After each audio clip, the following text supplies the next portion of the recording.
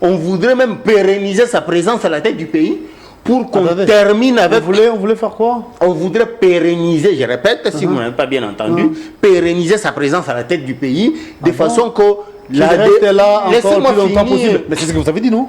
Il faut expliquer à l'entente de c'est ce que j'ai dit. Mais vous ne me laissez pas finir à achever mes idées. En fait, pérenniser sa présence à la tête du pays pour pouvoir continuer à poursuivre la dérwandalisation du pays. Non, mais Bahati, il a parlé des problèmes d'hommes, mais il est également un problème parce que quand on parle des problèmes d'hommes, Bahati existe pendant plus de 20 ans dans cette scène politique. On a connu plusieurs problèmes. Il fait partie des hommes qui ont créé les problèmes au Congo. Et donc, il n'est là que pour subir la dictature de l'Union sacrée. Parce qu'à l'Union sacrée, on n'accepte pas la divergence d'opinion. Bahati n'a fait que dire que ce que les autres disent en bas.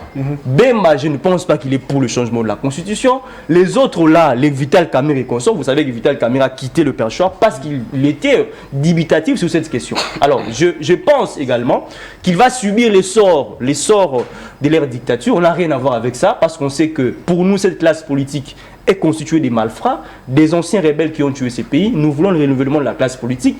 Pas avec des politiciens indépendants qui n'ont pas d'ambition politique et qui viennent accompagner Tshisekedi sans croire qu'eux également peuvent apporter des changements dans notre pays. C'est le vieux Étienne qui le disait. Quand l'UDPS sera au pouvoir, elle va procurer au pays une véritable constitution originale. Cette constitution est celle des étrangers. Et vous pensez que les pays ici appartiennent à l'UDPS? C'est ça le problème. Vous m'interrompez sans écouter la suite de ce que je... Vous ne savez pas pourquoi j'ai commencé par là. Évoluons alors, vous avez la parole. Oui. C'est pour vous dire que si aujourd'hui, les partisans de l'UDPS réclament le changement de la constitution, ils ne se sont pas dédits. Ils disent ce que leur ancêtre a dit en son temps. C'est comme un testament pour eux. C'est un testament. Vous allez...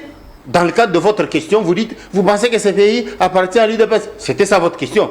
Mais je suis en train de vous dire, ce sont des Congolais comme tous les autres Congolais. Ils ont les droits dans le cadre de leur philosophie politique. Un parti politique, c'est une philosophie.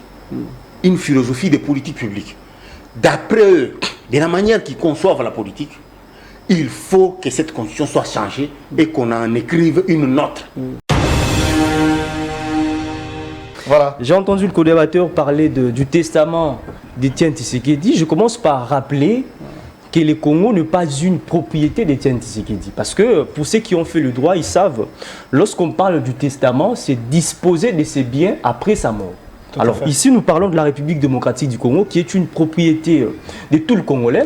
On ne peut pas aujourd'hui évoquer une question aussi cruciale que celle du changement de la Constitution, tout en parlant d'un prétendu testament de Étienne Tshisekedi. Le problème à ce stade, est de rappeler à nos compatriotes, c'est que chaque réforme est implémentée sur base d'une crise à résoudre. Lorsqu'on veut réformer un secteur, il faut présenter la crise et dire les raisons pour lesquelles vous voudriez apporter la réforme. Tout à fait. Alors jusqu'à aujourd'hui, pour tous ceux qui parlent du changement de la Constitution ou de la révision de la Constitution, aucune personne ne nous a ramené un débat article par article, tout en disant que voilà, tel article pose problème par rapport à la gestion du président de la République et partant de cela, nous devions faire le changement de la Constitution. Il nous amène des raisons des caniveaux.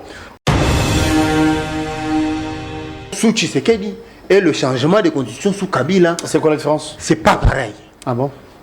Sous La différence, c'est sous à quel niveau? Sous Kabila, il s'agissait d'un président de la République au service d'une puissance étrangère. Ah bon? On ne pouvait pas, nous, en tant que peuple congolais, accepter que sous son règne, qu'on change de constitution de peur qu'il s'éternise au pouvoir.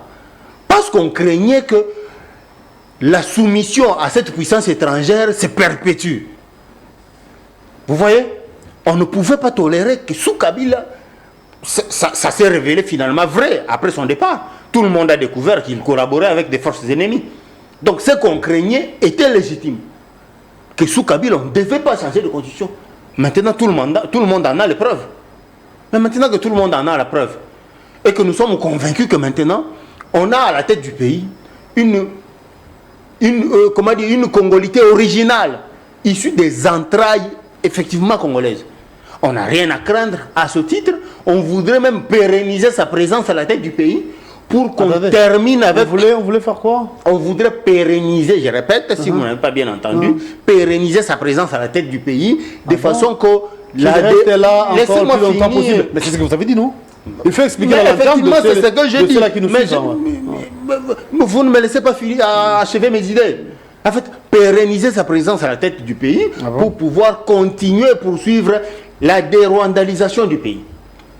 Vous savez que ça nous a... compatriote que lui, de l'UDPS, il a chanté pour Kagame. Non, lui n'est pas de l'UDPS. Pas importe, c'est de l'UDPS, c'est qui gouverne le pays actuellement. Nous ont ramené Kagame ici et ont chanté pour Kagame. Je vais également lui rappeler qu'il y avait une partie de la délégation de la FCM 23 qui logeait ici, sous l'égide du parti au pouvoir. Je vais également lui rappeler qu'en 2018, lorsqu'ils ont pris le pouvoir, il n'y avait pas d'agression rwandaise dans ce pays. Alors si aujourd'hui, ils doivent prendre l'agression rwandaise comme étant un prétexte pour éterniser le chef de l'État au pouvoir, on est tenté de croire qu'ils sont en train d'entretenir cette agression. Parce que comment expliquer que vous êtes un gouvernant? Vous débarquez dans un pouvoir, vous ne trouvez pas une crise. On ne dit pas non plus que c'est vous qui êtes les créateurs de la crise. Vous avez la mission de résoudre la crise. Vous avez encore 2 ans devant vous. Qu'est-ce qui leur fait croire que le chef de l'État ne va pas résoudre ses problèmes dans 2 ans qui restent? Pourquoi croire que le chef de l'État doit encore avoir plus d'années pour résoudre ses problèmes? C'est comme dire que le chef de l'État n'est pas en mesure de le faire. Comment expliquer cela? Donc moi je crois à ce stade que c'est un débat qui n'a pas lieu d'être. Les membres de l'Union sacrée... C'est un moment très critique. Je vous dis, c'est un moment très critique pour le pays. On a déjà entamé un élan salutaire pour le pays, de dérwandaliser le pays. Il faut qu'on poursuive avec cet élan jusqu'à les extirper tous. Mais pour maintenir l'élan, il faut donc maintenir les personnes qui impriment cet élan-là sur la marche de la nation. Et ces personnes sont bien connues. Attendez. Maintenant, dites s'il vous plaît, en pareil moment, croyez-vous qu'on peut prendre un Guélor, un Cissé, sans savoir qui soutient Cissé derrière? Parce qu'il peut y avoir aussi un Kigali derrière Guélor ou derrière Cissé pour faire de lui président de la République. Comment on le saura? La situation, le moment est critique. Ce n'est pas le moment pour nous de nous éparpiller. Cher Cissé. Lorsqu'il dit que le fait pour l'opposition de contredire le pouvoir sur la question du changement de la Constitution est une attitude antidémocratique, donc il ne comprend rien de la démocratie, parce que la démocratie, c'est également le choc d'idées. C'est également la contradiction. Vous parlez du changement de la Constitution sans évoquer des raisons rationnelles qui tiennent debout. Donc vous ne comprenez rien de la démocratie. Il dit non, celle qui dit peut maintenir le pays dans cet élan. Mais mon frère, donc vous existez parce que vous n'avez pas d'ambition en politique. Vous voulez me dire que vous n'avez pas de compétences aujourd'hui d'aimer si on faisait de vous chef d'État pour continuer avec cet élan? Comment expliquer que dans un État... Il avait dit bien avant, j'avais posé cette question, il avait dit qu'il y a des doutes qui planent. Non, s'il vous plaît. On ne sait pas qui sera chef demain, non. Et il sera soutenu par qui? Nous sommes en démocratie. Kagame ou Kigali soit derrière. Nous sommes en démocratie. Donc lui également, s'il postulait comme chef d'État, il sera soutenu par Kigali. C'est ce qu'il avait dit. Hein. Non, mais je ne peux pas comprendre cela. Comment on peut comprendre que dans un pays où il y a plus de 100 millions d'habitants, là, on a tombé dans les Reddit, il fallait arriver un peu plus tôt. Je ne fais pas les Reddit, je reviens sur ce que vous avez dit, monsieur. Il y a 100 millions d'habitants. Mais il y a un homme qui pense que celle Tshisekedi a le monopole de la résolution de la crise congolaise. Alors que Tshisekedi lui-même a trouvé le Congo actuellement. Ces Congo avec les Lumumba, les Kassavou, ils ne sont plus là. Donc vous pensez que le Congo se limite avec la personne de Tshisekedi. Quelle incongruité! Nous voici encore chez vous pour ce nouveau Nice Press. Amis fidèles téléspectateurs, nous sommes très joyeux d'être des vôtres ce matin pour vous parler de ce qui se passe ici au pays, pour vous parler de la République et pour vous parler nation. Vous le savez, c'est l'idéal, c'est le but principal de cette émission Nice Press. Déjà, à l'entrée de jeu, on va vous dire que le deuxième vice-président du Sénat, l'autre fois président du Sénat, Bahati Lukwebo, sur une chaise éjectable, eh bien, une pétition contre ces derniers. Il y a une commission qui sera mise en place aujourd'hui, même ce mercredi, pour statuer par rapport à son cas, par rapport à sa situation. D'aucuns pensent que, du fait que l'autre fois, Bahati avait dit qu'il n'y avait pas lieu, avant bien sûr de rétracter, qu'il n'y avait pas lieu de changer ou de réviser la Constitution. Le problème, ce n'est pas les textes, plutôt les individus. Eh bien, on peut dire que ça a coûté à Bahati. On peut dire que sa famille politique les regarde autrement. Mais vous le savez, nous sommes dans une nation démocratique. L'Union sacrée prône pour la démocratie. Est-ce vrai, on peut dire que la démocratie s'est vue au sein de l'Union sacrée? C'est une question qui taraude l'esprit de Lili. En tout cas, on va y revenir, on va en parler. Nous parlerons également de ces changements ou révision de la Constitution, cette question qui refait surface, d'aucuns se demandent est-ce opportunité y est? Est-ce qu'il faut réellement changer ou réviser cette dernière? Sinon, pour quelle finalité? Quel est l'intérêt? Et pourquoi ne pas le faire au début du mandat? Aujourd'hui, Félix Tshisekedi, président de la République, est à son deuxième mandat, le deuxième mandat qui touche à sa fin déjà. Eh bien, toutes ces questions vont être débattues dans cette émission où nous parlerons également de ces dialogues exigés par des milliers, désirés par certains. Kinshasa avait donné sa position, dialogue ce n'est pas mal, mais le mieux serait que ça se passe au Congo. Est-ce que c'est une manière d'exclure certains alors qu'une frange de l'opposition, Fayoul notamment, qui insiste qu'il y ait un dialogue inclusif où il y aura la participation de tous? Comment on va s'y prendre? Qu'adviendra-t-il? Et 2028 se pointe à l'horizon, donc dans 2 ans pratiquement, est-ce qu'on sera en mesure d'organiser les élections parce que c'est une année électorale? Eh bien, nous allons vous en dire plus. Pour ce faire, nous avons le plaisir et l'honneur de recevoir pour vous un habitué de cette émission. C'est le tout premier invité.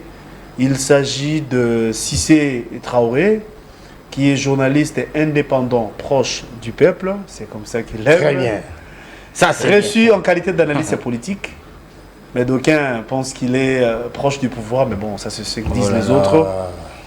Nous attendons l'arrivée de Enoch Manoka, qui à son tour va représenter l'opposition. Il va se joindre à nous sans doute dans la minute suivante.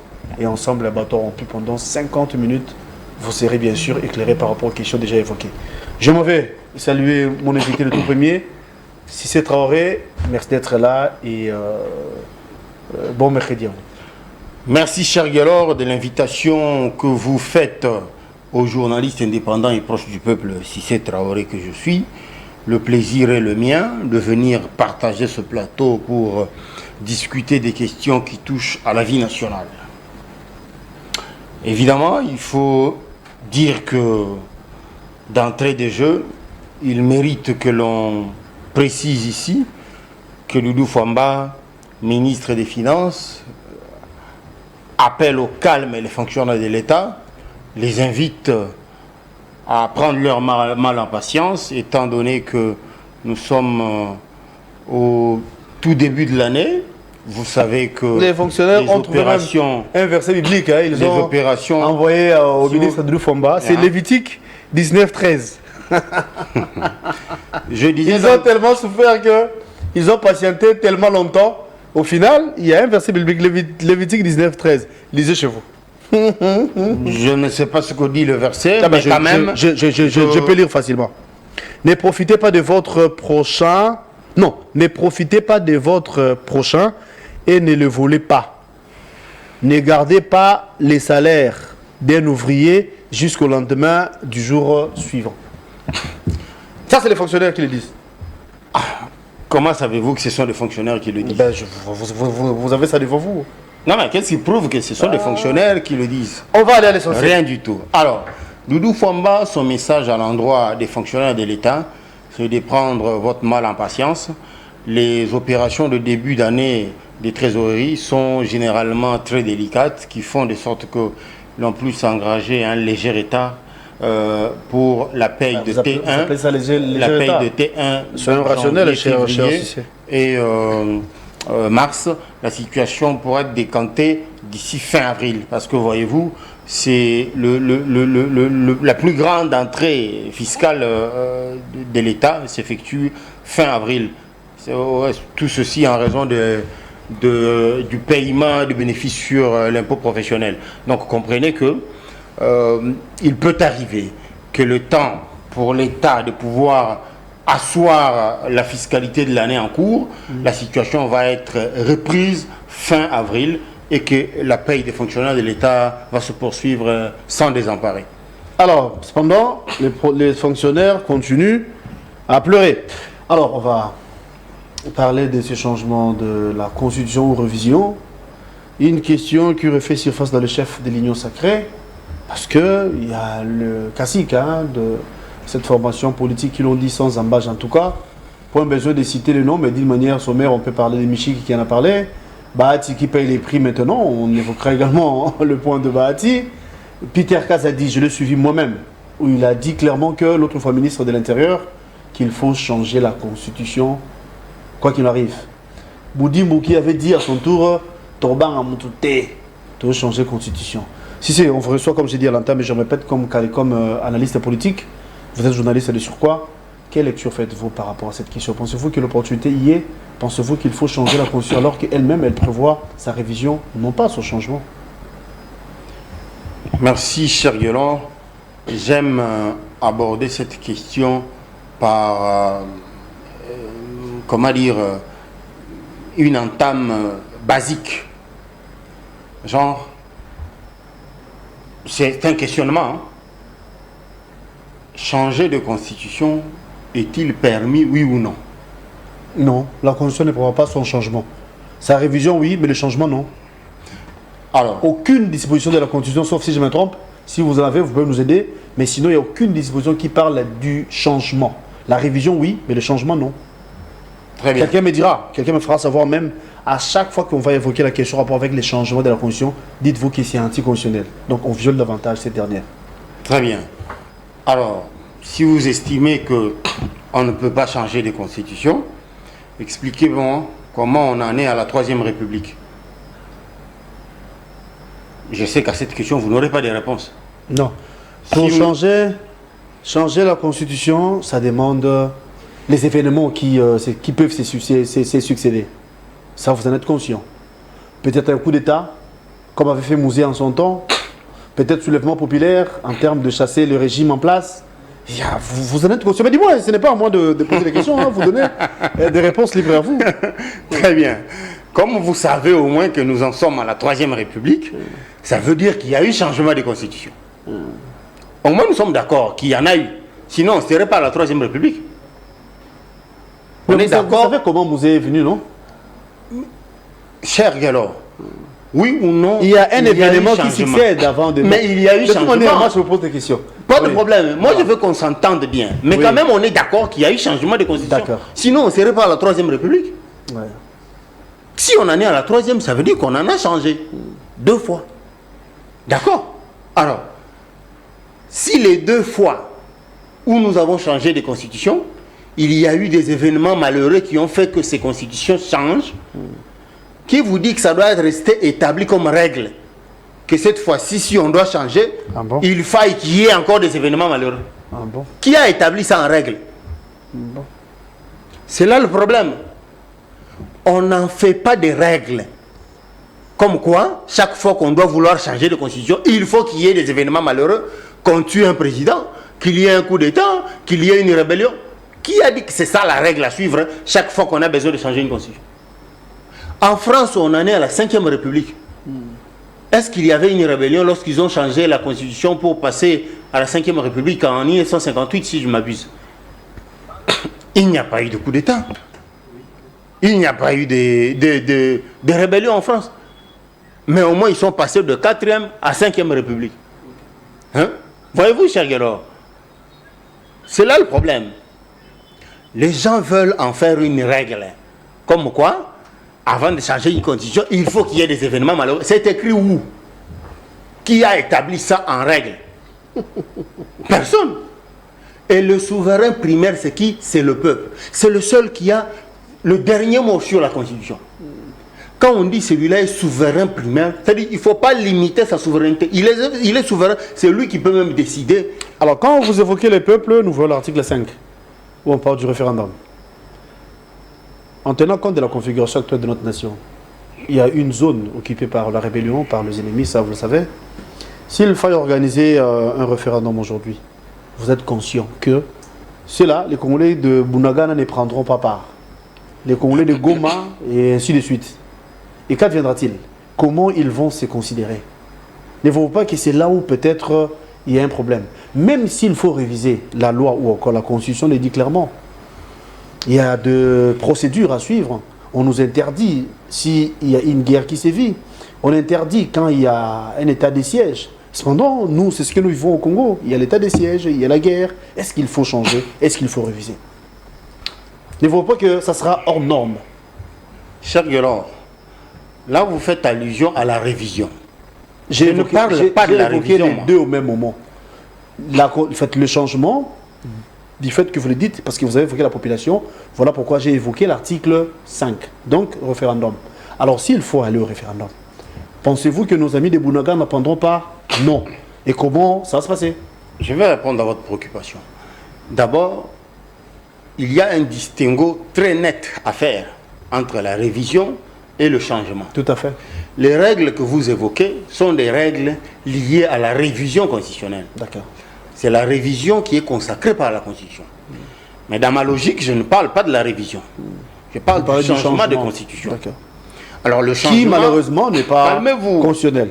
Le changement n'obéit pas aux mêmes règles que la révision. D'accord. D'accord? Si nous devons changer de constitution, nous n'allons pas recourir aux règles reconnues pour la révision. Ok. C'est vrai que vous évoquez les référendums, mais les référendums que vous évoquez, il est celui constitutionnel lié à la révision. Donc, est-ce que moi je parle du changement? Les règles qui doivent piloter, présider à ce changement ne sont pas consacrées dans la Constitution. On va les chercher ailleurs. Ailleurs où? Ah, mais tout n'est pas écrit dans la Constitution. Il y a des situations qui nécessitent l'arbitrage du président de la République parce que la Constitution fait de lui le commandant suprême, le garant du bon fonctionnement des institutions. Il arbitre par son pouvoir discrétionnaire. On appelle ça la loi fondamentale, la loi mère. Et vous le savez, dans la Constitution, tout, sauf rien, tout est prévu. Ah. Sauf peut-être le changement de cette dernière. Qui est le juge de l'ancien Premier ministre Matata Ponyo? La Constitution, en elle, il y a les lois, ou encore les lois, oui, connexes. C'est qu'il y a certaines lois qui complètent la Constitution, mais en tenant compte, bien sûr, des règlements ou encore des articles de la Constitution.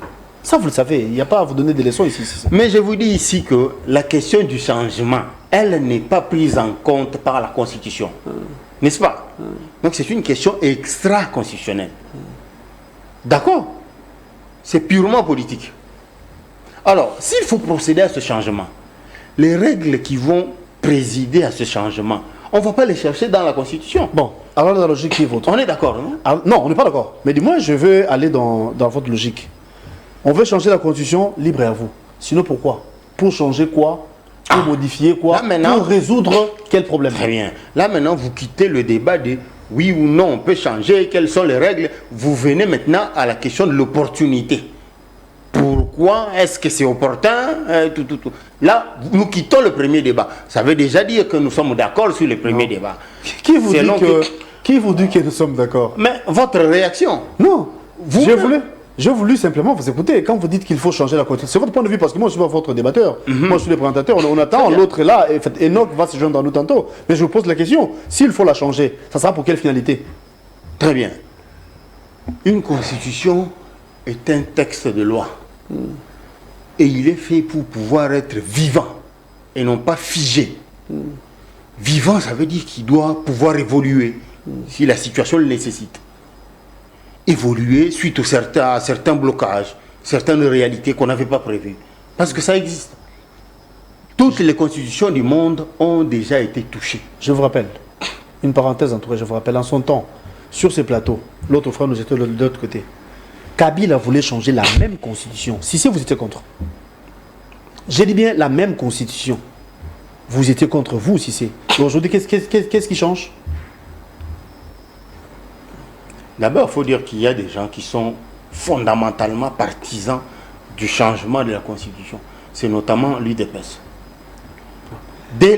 Ma question n'est pas celle-là. Je vais répondre, c'est pourquoi j'introduis par ça. Je suis en train de vous expliquer pourquoi. Je vous prends l'exemple, c'est le vieux Étienne qui le disait. Quand l'UDPS sera au pouvoir, elle va procurer au pays une véritable constitution originale. Cette constitution est celle des étrangers. Et vous pensez que les pays ici appartiennent à l'UDPS? C'est ça le problème. Vous m'interrompez sans écouter la suite de ce que je... Vous ne savez pas pourquoi j'ai commencé par là. Évoluons alors, vous avez la parole. Oui. C'est pour vous dire que si aujourd'hui, les partisans de l'UDPS réclament le changement de la constitution, ils ne se sont pas dédits. Ils disent ce que leur ancêtre a dit en son temps. C'est comme un testament pour eux. C'est un testament. Vous allez, dans le cadre de votre question, vous dites, vous pensez que ce pays appartient à l'UDPS? C'était ça votre question. Mais je suis en train de vous dire, ce sont des Congolais comme tous les autres Congolais. Ils ont les droits dans le cadre de leur philosophie politique. Un parti politique, c'est une philosophie. Une philosophie de politique publique. D'après eux, de la manière qu'ils conçoivent la politique, il faut que cette constitution soit changée et qu'on en écrive une note qui soit adaptée. D'après vous y compris, hein, parce que vous partagez le même point de vue. Ça peut arriver qu'en tant que des Congolais, qu'on ait des mêmes points de vue, ça peut arriver. Même toi et moi, on peut avoir des mêmes points de vue aussi. Non, ce n'est pas pour autant... Parlons de ce que nous parlons. Parlons de ces sujets. Oui. Donc, je disais que si aujourd'hui vous voyez l'IDPS réclamer le changement de constitution, ils sont en train d'exécuter en fait le testament de leur parti politique, leur laissé par Etienne Tshisekedi. Et c'est légitime pour tout Congolais. C'est tout à fait légitime. C'est leur façon de concevoir que la politique doit se faire comme ceci, comme cela, avec une telle constitution écrite de telle façon. C'est légitime. Vous n'allez pas leur reprocher ça. Autant moi aussi, je peux créer mon parti et j'estime que cette constitution n'est pas adaptée aux réalités. Vu la philosophie de mon parti, avec le projet de société que je veux, il faut tel type de constitution. Donc je n'aurai pas froid aux yeux pour soumettre la question à débat. Maintenant, ceux qui interdisent aux autres de soumettre la question à débat, c'est eux des anticonstitutionnels, c'est eux des antidémocrates, ainsi de suite. Pourquoi vous empêchez aux gens de soumettre la question au débat? Ma question de part ne concernait pas IDPS. J'ai parlé de Cissé et du fait que c'était mon invité. Voilà. Je vous rappelle. Maintenant. L'autre fois, je vous avais reçu, vous, Cissé Traoré. Vous y étiez contre que vous puissiez toucher à la Constitution. Je me souviens en son temps, Mbosso avait brandi un document pour dire non, Mbosso c'était Mabunda. Bref, il y avait des gens qui brandissaient des papiers pour dire qu'ils ne touchaient pas à ma Constitution. La même Constitution qu'on protégeait hier. Aujourd'hui, qu'est-ce qui fait à ce que ça soit changé? D'abord, vous avez affirmé que j'étais contre. Est-ce que vous pouvez le prouver? Vous en êtes conscient? Vous en êtes Maintenant, c'est une question de conscience. Plateau, vous étiez contre qu'on change la Constitution. Vous étiez contre, pardon. Ça, c'est déjà quelque chose qui n'est pas prouvé. Par conséquent, je vais demander qu'on le prouve. Ah, si vous voulez remettre... je crois avoir les archives. Hein. Ah, très bien. Ah, ouais, allons dans l'hypothèse. Bon, maintenant, allons seulement dans l'hypothèse où j'étais contre. Si vous voulez nier déjà, ça ne sert à plus rien. Mais si vous voulez nier vos propres propos, ça sera difficile. Il se peut que... C'était une position prise par vous en son temps. Il se peut que j'oublie si effectivement j'avais pris une telle position. Ça peut arriver, ça fait des années, non? Mais admettons que j'avais pris une telle position. Mais attends, le changement des constitutions sous Tshisekedi et le changement des constitutions sous Kabila... C'est quoi la différence? C'est pas pareil. Ah bon? Sous la Kabila, différence, c'est souci à quel niveau? Sous Kabila, il s'agissait d'un président de la République au service d'une puissance étrangère. Ah bon? On ne pouvait pas, nous, en tant que peuple congolais, accepter que sous son règne, qu'on change de constitution de peur qu'il s'éternise au pouvoir. Parce qu'on craignait que la soumission à cette puissance étrangère se perpétue. Vous voyez? On ne pouvait pas tolérer que sous Kabila, ça s'est révélé finalement vrai après son départ. Tout le monde a découvert qu'il collaborait avec des forces ennemies. Donc ce qu'on craignait était légitime. Que sous Kabila, on ne devait pas changer de constitution. Maintenant, tout le monde en a les preuves. Mais maintenant que tout le monde en a la preuve, et que nous sommes convaincus que maintenant, on a à la tête du pays une congolité originale, issue des entrailles effectivement congolaises. On n'a rien à craindre à ce titre. On voudrait même pérenniser sa présence à la tête du pays pour qu'on termine avec... On voulait faire quoi? On voudrait pérenniser, je répète, si vous n'avez pas bien entendu, pérenniser sa présence à la tête du pays, de façon que... Laissez-moi finir. Possible. Mais c'est ce que vous avez dit, non? Il faut expliquer à l'entente de ceux-là qui nous suivent. Vous ne me laissez pas finir, achever mes idées. En fait, pérenniser sa présence à la tête du pays pour pouvoir continuer à poursuivre la dérwandalisation du pays. Vous savez que ça nous a pris de nombreuses années pour eux de nous infiltrer. Donc il faut qu'on en prenne aussi autant pour nous désinfiltrer. Autant d'années que ça a pris pour pouvoir nous infiltrer, autant d'années, même plus, on devrait prendre aussi pour dérwandaliser le pays. Vous comprenez maintenant la différence entre un changement de conditions sous Kabila et un changement sous Tshisekedi? C'est pas pareil. Donc en clair, vous disiez clair d'ailleurs, vous comptez changer la constitution pour garder Tshisekedi au pouvoir le plus longtemps possible. C'est ce que vous avez dit. Je réaffirme ici que l'idée de changer de constitution peut aussi avoir pour objectif de maintenir la lutte d'extirpation des traîtres, de dérwandaliser le pays. Avez-vous Si cela nécessite que Tshisekedi... avez-vous l'idée de ce qu'on appelle la continuité de l'État, ou encore des affaires d'État? Bien sûr. Vous êtes conscient qu'il y a un contrat social où on parle de 5 ans de mandat. Pensez-vous qu'il n'y a aucun autre Congolais qui peut faire ce qu'il fait Tshisekedi maintenant? Il faut qu'il soit là pour qu'il continue la mission que vous estimez? Très bonne question. Il y a d'autres Congolais capables de le faire. Cependant, il est difficile de les dénicher en pareil moment. Au risque que l'ennemi nous infiltre, par des taupes. Laissez-moi aller. Mes chers Guélor, je vous dis, en pareil moment, l'alternance au sommet du pays ne sert à rien. Ah bon? C'est un moment très critique. Je vous dis, c'est un moment très critique pour le pays. On a déjà entamé un élan salutaire pour le pays, de dérwandaliser le pays. Il faut qu'on poursuive avec cet élan jusqu'à les extirper tous. Mais pour maintenir l'élan, il faut donc maintenir les personnes qui impriment cet élan-là sur la marche de la nation. Et ces personnes sont bien connues. Attendez. Maintenant, dites s'il vous plaît, en pareil moment, croyez-vous qu'on peut prendre un Guélor, un Cissé, sans savoir qui soutient Cissé derrière? Parce qu'il peut y avoir aussi un Kigali derrière Guélor ou derrière Cissé pour faire de lui président de la République. Comment on le saura? La situation, le moment est critique. Ce n'est pas le moment pour nous de nous éparpiller. Cher Cissé, il y a certains Congolais qui, naturellement, c'est l'opposition, qui pensent que le président Félix est des mèches avec Kagame. Que direz-vous sur ce point? Ah, mais c'est la liberté de penser. Quand bien même que ça reste. Pourquoi vous voulez indexer les autres pour dire que on n'indexe pas, ce sont des faits. Vous avez dit ça ici, que pour le moment, il y a que Tshisekedi qui peut résoudre les problèmes. On ne souhaiterait en aucun cas que notre président puisse partir. Non. Mais si décidé, vous déformez mes propos. Si Dieu décidait autrement et que le chef de l'État était retiré par l'Éternel, qu'adviendra-t-il pour le Congo? Ah, on est dans les si. Avec ça, on va construire un château en Espagne. Je vous pose des questions, non? Ah, mais avec parce que dans les si. Sur ces mêmes plateaux. Voyez-vous qu'on ne va pas débattre autour de Attendez, moi je vous pose des questions. Moi je ne suis pas votre contradicteur. Je vous pose des questions. Pour ça, non, je joue à l'équilibre. Les gens qui nous suivent comprennent, et tu es journaliste, tu comprends mieux que les autres. Sur ces plateaux, Cissé a dit que ce que fait l'UDPS aujourd'hui, c'est ce qu'avait dit l'ex-Sphinx en son temps. C'est comme un testament. Vous et moi sommes conscients que l'ex-Sphinx n'est plus. Mais du moins, il y a son fils, pas forcément biologique, mais plutôt idéologique, qui arrive à concrétiser, d'après vous, ce qu'avait proposé ou encore ce qu'avait promis les Sphinx. Et si aujourd'hui, lui, il n'est pas là, une autre personne ne peut pas le faire, donc lui, il peut rester là, on change la constitution, c'est ce que vous avez dit, pour qu'il soit au pouvoir le plus longtemps possible. Et vous trouvez normal? Voilà ce que j'ai dit, en des mots clairs. J'ai dit que oui, il y a d'autres Congolais capables de pouvoir faire ce qu'il fait. Mais vu que le moment est suspicieux, c'est un moment très dangereux, de telle sorte que si l'on veut trouver des successeurs à Tshisekedi, il y a risque qu'il y ait des successeurs qui vont nous ramener à ce qu'on a subi pendant 18 ans.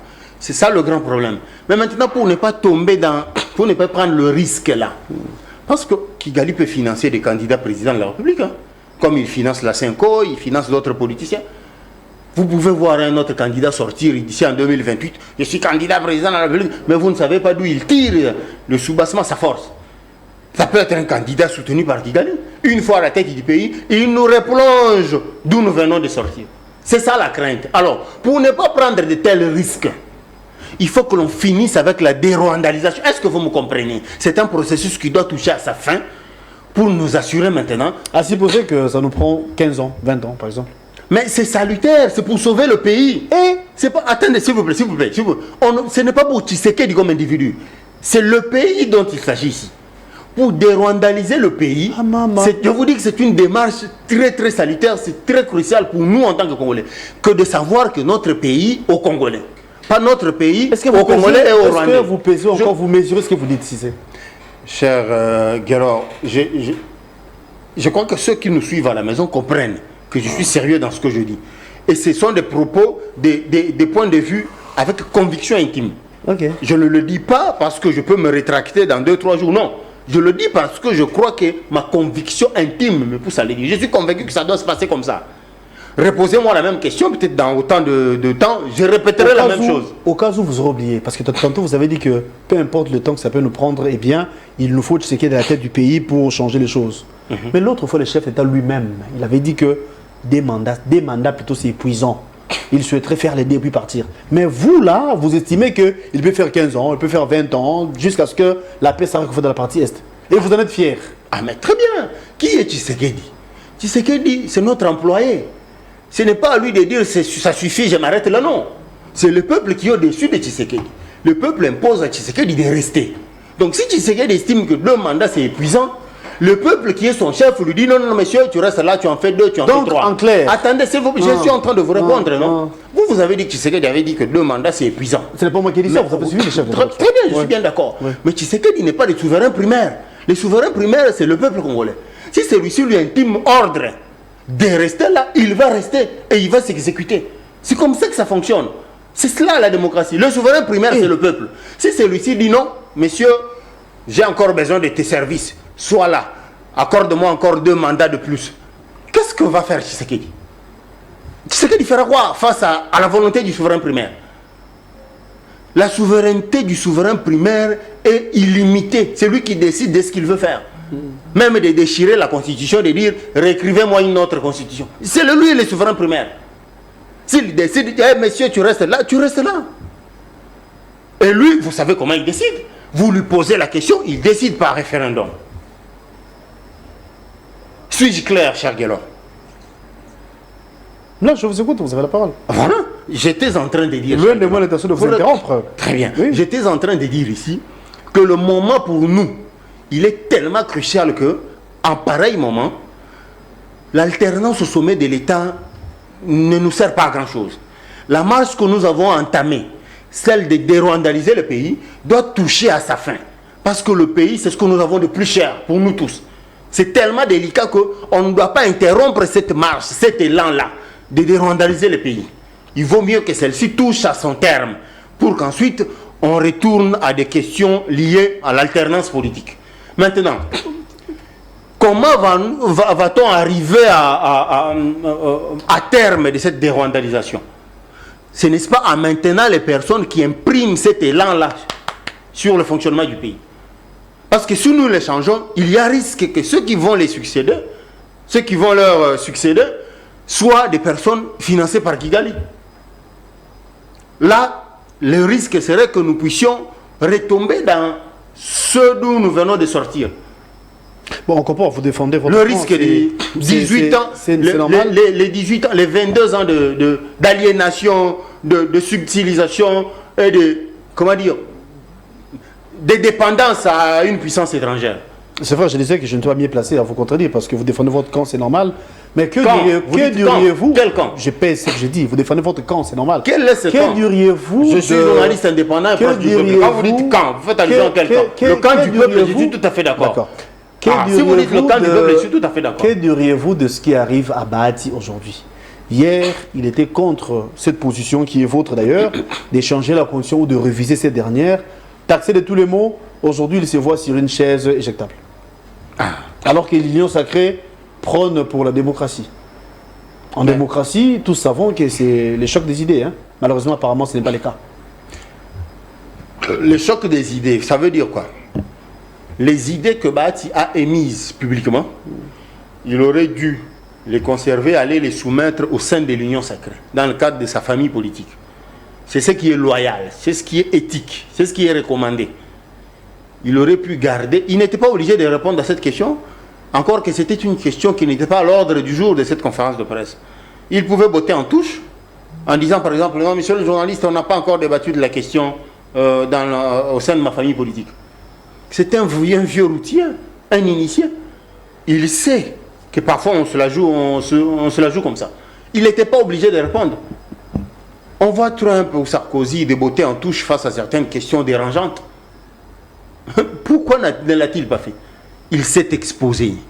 Pire encore, il s'est rétracté lorsqu'il a rétropédalé en présentant des excuses. En présentant des excuses, il affirme en fait que vous avez raison. Je ne devais pas le dire publiquement. J'aurais dû me taire et aller le dire dans le cadre de nos rencontres de l'Union sacrée pour avoir des éléments de langage. Mais maintenant, vu le rang du vieux Bahati, sa longévité politique, je suis peiné de le voir tomber dans ce genre d'erreur de débutant. Il paye les prix. Hein. Mais attends, c'est cela la politique. Ses autres collègues de l'Union Sacrée ont compris que c'est déloyal cette attitude-là. L'Union Sacrée, c'est... Il n'est pas avec nous totalement. Oui et amen. Hein. Si politique, vous allez à l'encontre, c'est compliqué. Encore une fois, que vous parlez de la question que vous posez, je viens d'y répondre maintenant. L'Union Sacrée, c'est pas oui et amen. L'Union Sacrée, c'est soumettre des questions en interne pour que lorsque vous sortez les conclusions en public, vous puissiez parler d'un seul langage. C'est ça l'ordre, c'est ça l'organisation. Non, ça c'est une contradiction grave si c'est quand vous dites ça. Parce qu'à l'interne, la question n'a pas été débattue, n'est-ce pas? Donc, on suppose que l'Union Sacrée est ni pour ni contre changement ou révision de la Constitution. Mais pourquoi Bahati serait-il victime? Je me répète. Vous avez dit l'idéal serait que la question soit portée à l'interne au sein de l'Union Sacrée pour qu'il y ait débat. Ce qui n'était pas fait, n'est-ce pas? Donc on suppose que l'Union Sacrée, sa position n'est pas ni pour les changements, ni contre. Ni pour la révision, ni contre, n'est-ce pas? Quand, s'il vous plaît, quand Michiki, quand Boudimbu, quand Peter Kazadi expose sur la place publique qu'il faut changer la Constitution, pourquoi ils ne sont pas sanctionnés? Parce que l'Union Sacrée n'est pas encore, plutôt l'Union Sacrée n'a pas encore donné sa position. Très bien, je vais te répondre. Ceux-là ne sont pas sanctionnés parce qu'ils abondent dans le sens des idées émises par l'autorité de référence de l'Union Sacrée. L'autorité de référence de l'Union Sacrée a déjà fait preuve de son intention de vouloir demander la réécriture d'une nouvelle constitution. Quand bien même qu'officiellement dans l'Union Sacrée, ça n'a pas été discuté. C'est sa position à lui en tant qu'autorité de référence.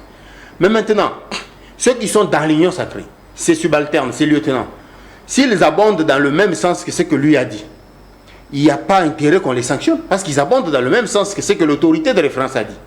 Mais maintenant, quand il y a quelqu'un qui est aussi dans l'Union Sacrée, mais qui veut abonder dans le sens contraire, qu'est-ce que la prudence recommande pour un routier politique? C'est d'aborder la question en interne. Mais vous l'abordez sur la place publique en adoptant des avis qui sont les mêmes, si vous attendez, qui sont aussi les avis des opposants de votre autorité de référence. Mais en quoi ça diffère de ce que faisait Kabila hier? Kabila qui hier était autorité morale. Aujourd'hui, vous nous parlez de l'autorité de référence. C'est quoi la différence? Parce que l'autre fois, vous avez dit, bon, quand je dis vous, pas vous si c'est, le pouvoir d'aujourd'hui qui hier était à l'opposition, qui condamnait ce que faisait Kabila, que c'est un dictateur, qui donnait des injonctions, on suivait ce qu'il faisait, ce qu'il disait à la ligne. Mais aujourd'hui, nous retombons sur la même situation. Mais cela n'empêche. On n'est pas dans ça. On se souvient encore de ce slogan, le peuple d'abord. Les désirs de la population congolaise, vous le savez, les soucis ou encore le vœu de la population, vous en êtes conscient. Nous cherchons la paix, nous cherchons qu'il y ait à manger, donc les sociales. Mais si on veut changer la constitution, c'est pour résoudre quel problème? Nous avons la guerre à l'Est, les transports, c'est difficile, les fonctionnaires sont impayés, vous avez dit ici à l'entame, en jetant de fleurs à Doudoufouamba, je ne sais pourquoi, et tout ça là. Et si on change la constitution, c'est là qu'on aura la solution, ou encore les solutions à tous ces problèmes? Je vais vous donner quelques cas illustratifs. Récemment, on a voulu juger l'ancien Premier ministre Matata Ponyo ici. Nous nous sommes rendus compte que toutes les cours s'est déclarées incompétentes. Il a fallu qu'il y ait une requête en interprétation auprès de la Cour constitutionnelle pour qu'au finish, cette Cour se déclare compétente. Au départ, c'était un vide constitutionnel. Ce n'est pas prévu nulle part. C'est parce qu'il y a eu cette requête en interprétation que par la suite, la Cour s'est déclarée compétente. Mais lorsqu'elle s'était déclarée incompétente bien avant, et la Cour de cassation et la Cour constitutionnelle, toutes les deux s'étaient déclarées incompétentes. Qui allait juger l'ancien Premier ministre Matata Ponyo? C'était un vide. Ce n'est prévu nulle part. Donc il faut changer la constitution par rapport à cette question. C'est ça votre problème. Les Congolais sont comme ça. Vous lui opposez un argument, il sent qu'il n'a pas d'argument contraire. Non, je n'ai pas il cherche ce faux fuyant. Je vous rappelle que moi je vous reçois comme invité. Je vous ai dit que ce n'est pas à moi de vous contredire. Oui, mais moi j'ai posé la question de savoir donc par rapport à ça on peut changer la constitution. Parce que je n'ai pas dit. Ce n'est pas auprès de moi parce que je n'ai pas fini de parler. Je vous ai mentionné un seul cas. Les cas il y en a nombreux. J'ai dit je voulais vous donner des cas illustratifs. Ça veut dire il y en a nombreux. Mais j'en ai mentionné un seul. Vous vous arrêtez là, vous dites ah donc c'est pour ça qu'il faut changer. Mais quand même c'est me prendre à contre-pied ça. Vous savez bien que j'en ai nombreux. Mais vous vous arrêtez à un seul. Et vous me prenez à contre-pied. Encore un autre cas. Ça c'est malin. Encore un autre cas. Alors très cher Galor, j'étais en train de dire il y a des questions liées à la souplesse de gouvernance qui sont notamment verrouillées par le dispositif 220. La question de la forme républicaine de l'État. On s'est rendu compte que on doit passer à un présidentialisme renforcé ou à un parlementarisme réel, ça dépend. C'est à nous de décider. Mais on s'est rendu compte que la forme qu'on a, le semi-présidentiel ici, nous pose problème. Pourquoi? Il y a des crises. On a vécu ça. Tshisekedi a perdu 3 à 4 ans de blocage à cause des crises politiques dans les institutions. Pourquoi voulez-vous qu'on ne résolve pas ce problème une fois pour toutes? Rien que ça comme exemple. On voit que tout l'essentiel des pouvoirs sont concentrés vers le Premier ministre. Alors que le propriétaire de la vision, le propriétaire du projet de société, c'est le président de la République. Comment voulez-vous que le président de la République ait des mains liées Madame Céline a hâte les pouvoirs d'après vous. Ah, mais je suis en train de vous dire que c'est ça la vérité pour quiconque a déjà pénétré cette question. Donc Madame Céline a tous les pouvoirs. Cette constitution, techniquement, il sait que dans beaucoup de manœuvres, le président de la République... C'est elle qui dirige tout. S'il vous plaît. La dernière fois qu'elle avait dirigé le conseil de c'était quand? Dans beaucoup de manœuvres, le président de la République est contraint d'aller rechercher le contre-seing du Premier ministre. Mais pourquoi? Il est obligé d'aller consulter le gouvernement, le Premier ministre, le président de l'Assemblée, le président du Sénat. Toutes ces consultations-là, à quoi ça sert?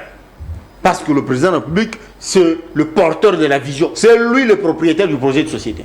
Il devrait avoir plus de pouvoir agir librement, sans main liée. C'est là le vrai problème. Et les Congolais doivent le savoir. Le vrai problème est tel que, on vous dit aujourd'hui qu'on doit changer de constitution pour, par exemple, refaire cette histoire de décentralisation. La décentralisation a clairement échoué. Ça, c'est ce que beaucoup de Congolais ne savent pas. Clairement, lorsqu'on observe la façon dont les provinces sont en train d'être pilotées, la décentralisation a totalement échoué, c'est clair. Mais changeons de constitution pour résoudre cette question de décentralisation qui a totalement échoué. Vous voyez, je vais vous mentionner des cas comme ça, il y en a légion. Des raisons qui font que cette constitution doit être changée. Vous oubliez que de part, vous avez dit l'intention, c'est de maintenir ce qui est au pouvoir le plus longtemps possible. Mais du moins, par rapport au moment alors. Mais est-ce que je me quand est-ce que vous vous êtes rendu compte qu'il faut changer la constitution parce qu'il y avait beaucoup de bévues ou bien il fallait attendre tellement la fin de ce mandat, le second, pour changer? Moi, par exemple, je me suis rendu compte qu'il fallait changer cette constitution depuis 2014, lorsque Etienne Tshisekedi le disait. Etienne Tshisekedi a maintenu son discours là depuis, lorsqu'il disait qu'il faut changer cette constitution. Quand l'UDPS sera au pouvoir, ça c'est Etienne Tshisekedi qui disait, non?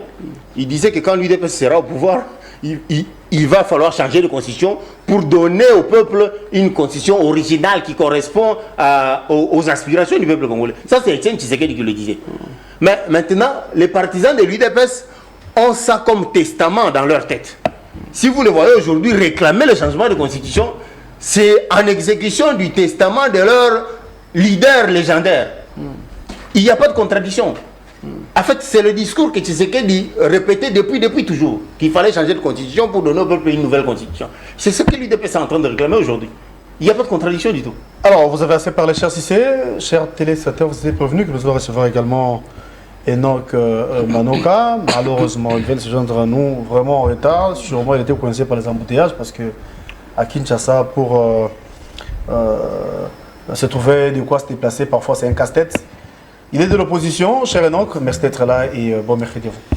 Merci, monsieur le journaliste, pour l'invitation. Excusez-moi pour le retard, je crois que vous l'avez insinué. Kinshasa, c'est une ville invivable où il y a tous les désordres possibles. Et je pense que prochainement, nous tâcherons d'être là à temps. Alors, commençons par ce qui a été dit sur le changement de la Constitution. Voilà. J'ai entendu le co-débatteur parler du testament d'Étienne Tshisekedi. Je commence par rappeler que le Congo n'est pas une propriété d'Étienne Tshisekedi. Parce que pour ceux qui ont fait le droit, ils savent, lorsqu'on parle du testament, c'est disposer de ses biens après sa mort. Alors ici, nous parlons de la République démocratique du Congo, qui est une propriété de tout le Congolais. On ne peut pas aujourd'hui évoquer une question aussi cruciale que celle du changement de la Constitution, tout en parlant d'un prétendu testament de Étienne Tshisekedi. Le problème à ce stade est de rappeler à nos compatriotes, c'est que chaque réforme est implémentée sur base d'une crise à résoudre. Lorsqu'on veut réformer un secteur, il faut présenter la crise et dire les raisons pour lesquelles vous voulez apporter la réforme. Tout à fait. Alors jusqu'à aujourd'hui, pour tous ceux qui parlent du changement de la Constitution ou de la révision de la Constitution, aucune personne ne nous a ramené un débat article par article, tout en disant que voilà, tel article pose problème par rapport à la gestion du président de la République et par rapport de cela, nous devions faire le changement de la Constitution. Il nous amène des raisons dès qu'à niveau. On a suivi... si c'est va soulever plutôt quelques points, bien avant que vous soyez là, il a parlé du Premier ministre par exemple, oui. Où il a, bon, pour le cas échéant c'est une dame, mais du moins, vous comprenez, le Premier ministre qui a tout le pouvoir. Alors que le chef de l'État... Voilà. Je pense que ça c'est également ce qu'on appelle l'illettrisme historique. Il faudrait commencer d'abord par comprendre dans quel contexte on avait implémenté le régime semi-présidentiel. Pourquoi on a pris ce régime-là? C'est parce que lorsque nous sommes partis à Santiti, nous nous étions rendus compte qu'à chaque fois qu'on a tenté d'instaurer le régime présidentiel, on créait des dictateurs. Je prends le cas de Mobutu, je prends le cas de Laurent Désiré Kabila.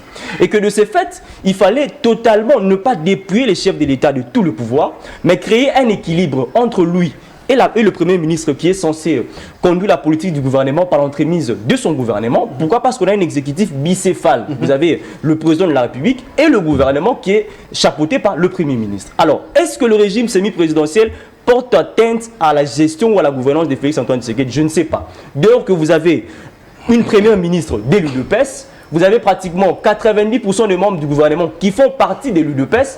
Comment expliquer aujourd'hui qu'on puisse évoquer cette raison? Déjà que le gouvernement répond de sa politique devant le peuple, et le président de la République répond de sa politique devant l'Assemblée nationale, et le président de la République répond de sa politique devant le peuple. Et ici, le chef de l'État ne sera pas jugé en 2028 parce qu'il n'aura plus un mandat renouvelé. C'est son dernier mandat. Maintenant, vous implémentez ça pour quelle raison? Vous êtes venu en retard, malheureusement. Oui. Si c'est à dire, l'idée de changer la Constitution, il y a un but, il y a un objectif à suivre. Est-ce qu'il faut maintenir le pouvoir le plus longtemps possible? Pourquoi? Parce qu'on veut dérwandaliser le Congo. C'est l'expression que tu avais utilisée, n'est-ce pas? Donc il faut changer les choses. Il faut nous donner une indépendance vis-à-vis du Rwanda. D'où c'est du seul qui peut jouer le jeu. Ou encore je vais rappeler aux compatriotes que lui, de l'UDPS, il a chanté pour Kagame. Non, lui n'est pas de l'UDPS. Pas importe, c'est de l'UDPS, ceux qui gouvernent le pays actuellement. Nous ont ramené Kagame ici et ont chanté pour Kagame. Je vais également lui rappeler qu'il y avait une partie de la délégation de la FCM 23 qui logeait ici, sous l'égide du parti au pouvoir. Je vais également lui rappeler qu'en 2018, lorsqu'ils ont pris le pouvoir, il n'y avait pas d'agression rwandaise dans ce pays. Alors si aujourd'hui, ils doivent prendre l'agression rwandaise comme étant un prétexte pour éterniser le chef de l'État au pouvoir, on est tenté de croire qu'ils sont en train d'entretenir cette agression. Parce que comment expliquer que vous êtes un gouvernant? Vous débarquez dans un pouvoir, vous ne trouvez pas une crise. On ne dit pas non plus que c'est vous qui êtes les créateurs de la crise. Vous avez la mission de résoudre la crise. Vous avez encore 2 ans devant vous. Qu'est-ce qui leur fait croire que le chef de l'État ne va pas résoudre ses problèmes dans 2 ans qui restent? Pourquoi croire que le chef de l'État doit encore avoir plus d'années pour résoudre ses problèmes? C'est comme dire que le chef de l'État n'est pas en mesure de le faire. Comment expliquer cela? Donc moi je crois à ce stade que c'est un débat qui n'a pas lieu d'être. Les membres de l'Union sacrée sont en train de travailler contre les chefs de l'État. Les chefs de l'État ont fait plusieurs travaux qu'on doit reconnaître, bien qu'on soit de l'opposition. Il y a plusieurs universités qui sont construites. Et leur travail, c'était lesquels pour l'instant? Nous parler de ce que le chef de l'État fait depuis 2018 jusqu'à ce jour. Faire ces débats actuellement, c'est prouver à suffisance qu'ils n'ont pas d'arguments à ramener sur la place publique. Ils n'ont pas de bilan à faire. Et en sciences politiques, on dit quoi? Lorsque la gouvernance convainc, on ne change pas les règles du jeu. Le fait pour eux aujourd'hui de parler du débat du changement de la Constitution, c'est parce qu'ils se sont rendus compte lorsque la gouvernance convainc, on ne change pas les règles du jeu. Mais par contre, on fait les bilans. C'est ce qu'on dit en sciences politiques. Exactement. On fait le bilan. Alors, si aujourd'hui, ils ne font pas les bilans, mais veulent changer les règles du jeu, c'est parce que la gouvernance ne convainc pas. Alors, nous qui sommes de l'opposition, nous les rappelons S'ils prétendent que le Congo est une propriété de Etienne Tshisekedi et de ces castes-là de la majorité, qu'ils osent changer la constitution, ils verront les Congolais devant eux. Ah, mais ils vont le faire. Hein. Sinon, si c'est en tenant compte de ce qu'a dit Enoch il y a peu, est-ce que vous n'avez pas... Bon, pas vous. Le régime n'a pas un bilan à défendre. Pourquoi changer la constitution alors qu'en lieu et place, ça aurait été mieux d'éventer le prouesse ou encore la réalisation du président Félix? Merci de la question, cher Guélor. À la question de savoir s'il y a-t-il le bilan, oui ou non, je peux ne pas y répondre parce qu'il a déjà répondu. Il a lui-même dit que le bilan était positif. Oh, il a dit ici, il a mentionné les réalisations du président de la République. C'est lui qui l'a dit, pas moi. Donc, vous pouvez me faire l'économie de répondre à cette question. C'est lui-même a déjà affirmé qu'il était positif. Ça ne sert plus à rien que j'y revienne. Alors, avançons. Pour ce qui est du changement de constitution, comme je disais tantôt avant que le co-débatteur n'arrive, la question du changement des constitutions, comment dire, je disais, est-ce interdit ou pas de changer de constitution? La réponse était que ce n'est pas interdit. Sinon, on ne serait pas à la Troisième République. Comme ce n'est pas interdit, mais pourquoi vous refusez aux gens de soumettre la question à table, de soumettre la question à débat? Commençons par là. Pourquoi ça vous chatue que quelqu'un soumette la question à débat dès lors que ce n'est pas tabou, ce n'est pas prohibé? C'est une attitude antidémocratique. Cette attitude-là, c'est anticonstitutionnel. Rien que le fait pour quelqu'un d'émettre l'idée, vous, ça vous dérange. Vous sortez vos griffes. Alors que ce n'est pas interdit. Donc, vous empêcherez même aux gens de réfléchir, d'émettre des idées. Et comme ce n'est pas interdit, posons la question, soumettons la question à débat. Le souverain primaire, seul, et alors seul, a la souveraineté de pouvoir décider si oui ou non, il lui faut une nouvelle constitution ou pas. Il ne faut pas limiter sa souveraineté. C'est lui qui va décider. Il a le pouvoir de dire, écoutez, déchirez-moi cette histoire, réécrivez une autre. C'est lui le souverain primaire. Mais lui, il réagit comment? Il répond comment? Posez-lui la question. C'est à lui de mettre un terme à ce débat. On n'en serait pas là. Quelle est la priorité? Quelle est l'opportunité? On n'en serait pas là. Dès lors que le souverain premier décide que oui ou non, c'est ça que je veux. Mais maintenant, l'attitude que je remarque dans les chefs de certains compatriotes, de ne pas vouloir, ne serait-ce que l'émission de l'idée seulement. Mais parce que le temps semble être suspect. Bon, maintenant... D'ailleurs, vous étiez clair au départ. Hein? Vous avez dit, on va changer la constitution pour maintenir Tshisekedi au pouvoir le plus longtemps possible. Moi, j'ai posé la question. Peu importe le temps, vous n'avez pas compris. Même si ça allait au-delà de 30 ans. Je disais, le fait que nous sommes en train d'extirper des taupes et des traîtres, il faut maintenir cet élan sur la marche de l'État. Il faut maintenir la dérwandalisation. Et seul Tshisekedi peut le faire. Et pour maintenir cet élan, quoi de plus normal que de maintenir ceux qui impriment cet élan sur la marche du pays? Et ceux qui impriment cet élan sont bien connus. Vous comprenez? Vous comprenez mon raisonnement? Et donc, on ne peut pas vouloir, au nom de l'alternance politique au sommet du pays, interrompre cet élan. Il est plus important que n'importe quoi. Parce que cet élan vise à sauver le pays, à préserver l'État. L'État est plus important que quiconque. Je vous reviens. Plus important que l'alternance politique. Ensuite, déjà, on n'a plus de minutes, désolé. Oui. Si l'absence de l'alternance politique peut nous permettre de maintenir cet élan et sauver le pays, on préfère de maintenir cet élan et sauver le pays plutôt que de recourir aux alternances. Cher Enoch, pour sauver le pays, pour sauver la nation, pour maintenir l'élan, ne voyez pas qu'il faut garder encore Tshisekedi le plus longtemps possible, comme pense Tshisekedi, bien sûr. Non, mais Tshisekedi, c'est les mâles du Congo actuellement. Je vais y revenir. Lorsque le compatriote dit que c'est antidémocratique pour nous de s'insurger contre ceux qui veulent du changement de la Constitution, donc il ne comprend rien de la démocratie, parce que la démocratie, c'est également la liberté d'expression. C'est également la contradiction. Ah, mais comment quelqu'un... prix, hein? Non, mais chez eux, là-bas, c'est la dictature, dans l'air groupuscule de ceux qui sont là contre le pays. Lorsqu'il dit que le fait pour l'opposition de contredire le pouvoir sur la question du changement de la Constitution est une attitude antidémocratique, donc il ne comprend rien de la démocratie, parce que la démocratie, c'est également le choc d'idées. C'est également la contradiction.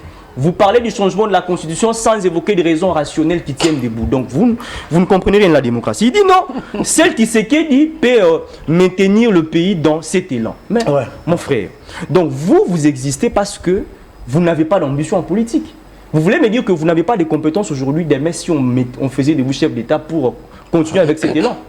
Comment expliquer que dans un État... Il avait dit bien avant, j'avais posé cette question, il avait dit qu'il y a des doutes qui planent. Non, s'il vous plaît. On ne sait pas qui sera chef demain, non. Et il sera soutenu par qui. Nous sommes en derrière. Nous sommes en démocratie. Donc lui également, s'il postulait comme chef d'État, il sera soutenu par Kigali. C'est ce qu'il avait dit. Hein. Non, mais je ne peux pas comprendre cela. Comment on peut comprendre que dans un pays où il y a plus de 100 millions d'habitants, là, on a les gens tombé dans les Reddit, il fallait arriver un peu plus tôt. Je ne fais pas les Reddit, je reviens sur ce que vous avez dit, monsieur. Il y a 100 millions d'habitants. Mais il y a un homme qui pense que celle Tshisekedi a le monopole de la résolution de la crise congolaise. Alors que Tshisekedi lui-même a trouvé les Congos actuellement. Ces Congos avec les Lumumba, les Kassavou, ils ne sont plus là. Donc vous pensez que les Congos se limitent avec la personne de Tshisekedi. Quelle incongruité! Quelle incongruité! À l'UDPS, il y a plusieurs intellectuels. Pourquoi ne pas dire que non? L'UDPS va maintenir le pouvoir en sortant un autre dauphin qui va continuer avec l'élan. C'est comme pour dire que chez eux là-bas, ils n'ont que des incompétents, qui n'ont pas de vision, qui n'ont pas d'ambition, qui ne sont là que pour chanter pour Tshisekedi. Et la preuve en lui que je ne suis pas de l'UDPS. Non, peu importe. C'est mieux de lui rappeler. À l'Union sacrée. À l'Union sacrée. Oui. J'avais soulevé cette question, mais il n'est pas de l'UDPS. Peu importe. Il est de l'Union sacrée. Donc à l'Union sacrée, il n'y a que. Bon, vous êtes d'où alors? Dites-lui, il est indépendant. Bon, il est indépendant. Il est proche du peuple. Avec une telle perception. Peu importe. Dans son indépendance.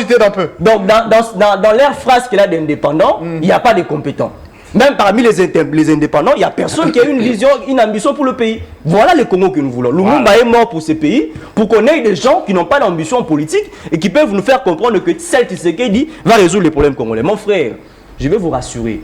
Le chef de l'État nous avait dit qu'on ne peut pas diriger ce pays pendant plus de 2 mandats, vous risquerez de devenir fou. Il a dit ça dans une interview. Je l'ai rappelé sur ce plateau. Rassurez-vous.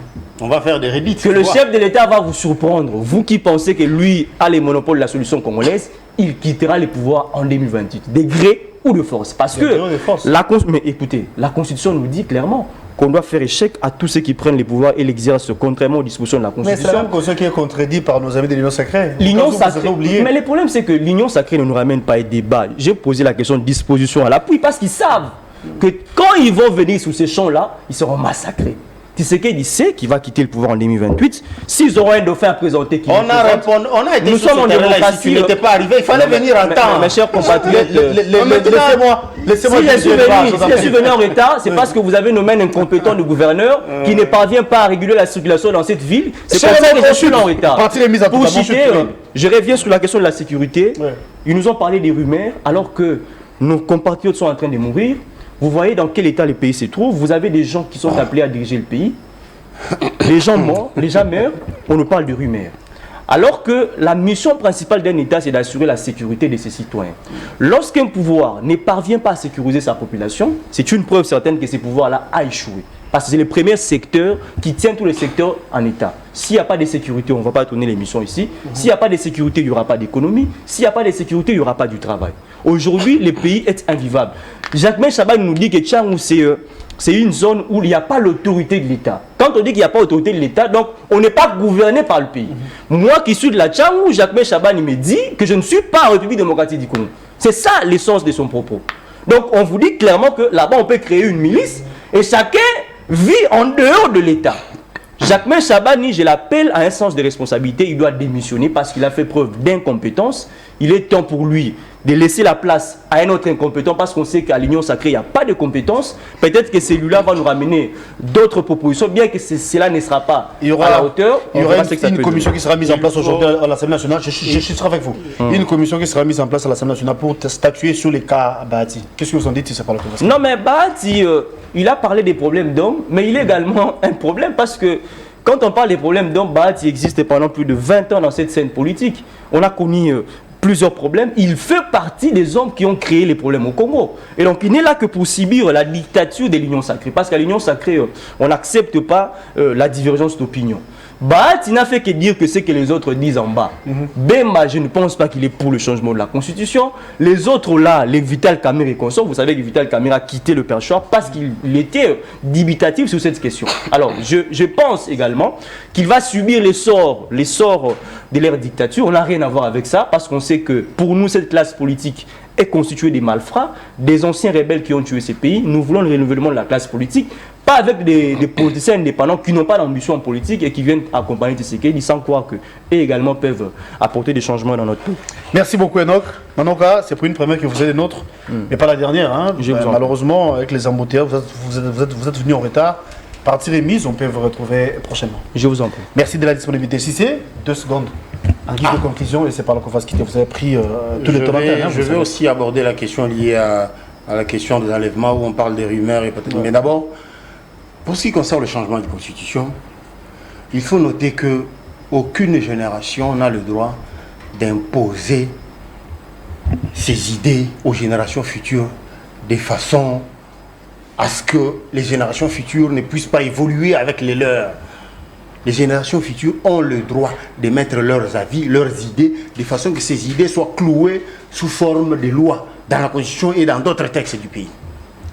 On n'est pas appelé à rester cramponné dans un texte vieux qui ne répond plus à certaines réalités. Un texte, ça se doit d'être vivant, ça se doit d'être évolutif. Et les réalités sont pareilles, de telle sorte qu'elles évoluent. Par conséquent, les textes doivent aussi l'être. On voudrait que c'est procédural, donc on peut amender les dispositions. Mais il parle de quelle génération? Parce que c'est la même génération qui était à San City. J'ai la parole. J'ai la parole. Continuez. Donc, la question du changement de constitution se doit d'être soumise à débat.